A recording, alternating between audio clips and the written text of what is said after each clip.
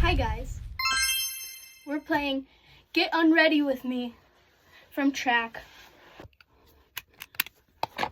Ooh, you see my beach ball? It's that big. I think it went over there. I'm gonna talk to you guys about track because this is Get Unready with Me from track. So, I'm all sweaty, so we're gonna wash our face. It's a piece of cake and bake a pretty cake. If the way is hazy, you gotta do the cooking by the book. Okay, so now that all my pimples aren't covered by a glob of makeup, we use our face spray. After that, I like to go in with my fan. So I'm not gonna narrate any of my steps anymore.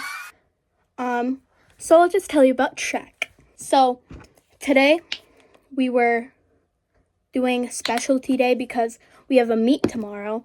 I do pole vault. The hole we use for pole vault, that was flooded. So I had to empty out my water and then I had to scoop it up and out. So I had Lake Monster in my water bottle and it didn't wash it out yet. It wasn't that specific water bottle, but that doesn't matter. Okay, so I do pole vault and I'm not really good at it. My grandpa and my dad have done it before me and their PRs were 10.6. Mine right now is 6 feet. I could vault over Kevin Hart and be fine.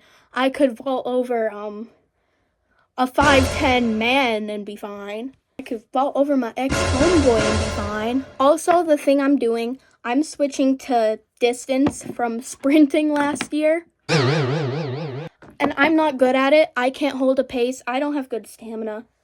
My first mile was bleep. So coach has me in the 800 and the 400 because she thinks I'm a sprinting machine. That basically sums track up. So let me tell you this story. So a while ago, me and this fella, we're gonna call him Cactus. So me and Cactus, we're like best friends. We're talking all the time. We sit by each other in redacted class. And I really start to think, oh, maybe he's really nice. Maybe he just wants to be my friend. And I think that's so cool. So the next day comes around and he's like, Althea, I want to be more than friends with you. And I'm like, I didn't even know we were good friends yet. I haven't talked to him outside of class. Anyway, we start snapping. That goes fine. But then he has the audacity to only use me for homework answers and to get with my friend. At the time, this was like 7th grade, so relationships didn't really happen, but I still felt like, you want to be more than friends with me, but you want to get with my homegirl? Here's summer after 7th grade. What a time to be alive. Here's a story about this one guy. We're going to call him Turkey. I started snapping turkey summer before 8th grade, and my life was going fine until that fateful day. It was after one of my volleyball games before school started, and then everything was done, so I decided to go watch the rest of football practice. And I didn't think anything of it. I had my snacks, I had popcorn, and then this guy, Turkey, we make eye contact for 1 second. Not even. He walks up the stairs. I think nothing of it because we're like snapping. I kind of thought he was cute. That night, I'm sitting in my dad's truck. I'm waiting for my brother to get out of the locker room. So he takes too long, so I start snapping Turkey. And Turkey says a lot of funny things, like I think it's funny. So Finn gets to the truck and he starts telling me ideas of what to say to him, yada yada. So from there on, we start talking. He's a really nice guy, from what I know about him, which I know nothing about him. Our situationship lasted the longest time ever. And I don't want to say I'm glad it's over. All that he would ask me is, "Oh my gosh, hi, how was your day? That's good." And that was our conversation. I tried to make it to some games. I tried to talk to him in public, but you know how awkward I get? I freeze up. And because there's this hunk of junk standing in front of me, and I freeze. I'm like, "Hi." So then we're in 8th grade at this point. Things are whatever. And we're talking until the next summer around the same time. Literally a year goes by before we stop talking. And all of his friends keep texting me about what a cool guy he is, how fun he is to be around. But from what I hear, he's not. Spoiler!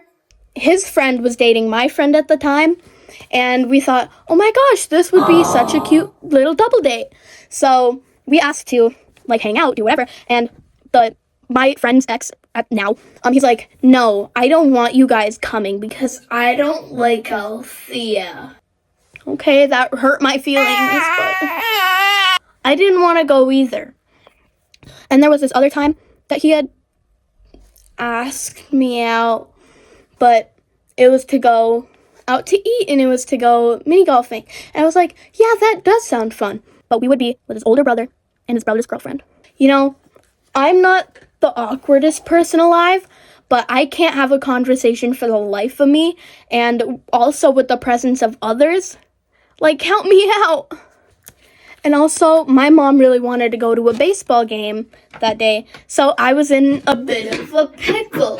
So I text him, say, "Hey, I'm sorry, I can't go golfing, I can't do whatever. I didn't really want to anyway, because that's how awkward of a person I am."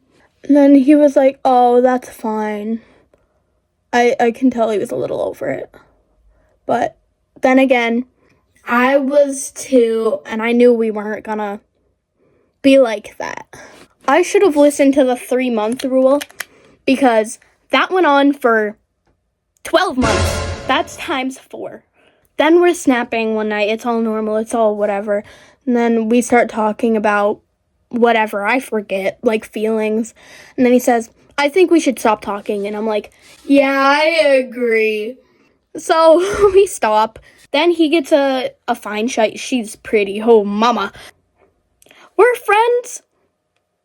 I don't know. But now him and fine shite are no more, I think. Which is sad because they were so cute. If you're watching.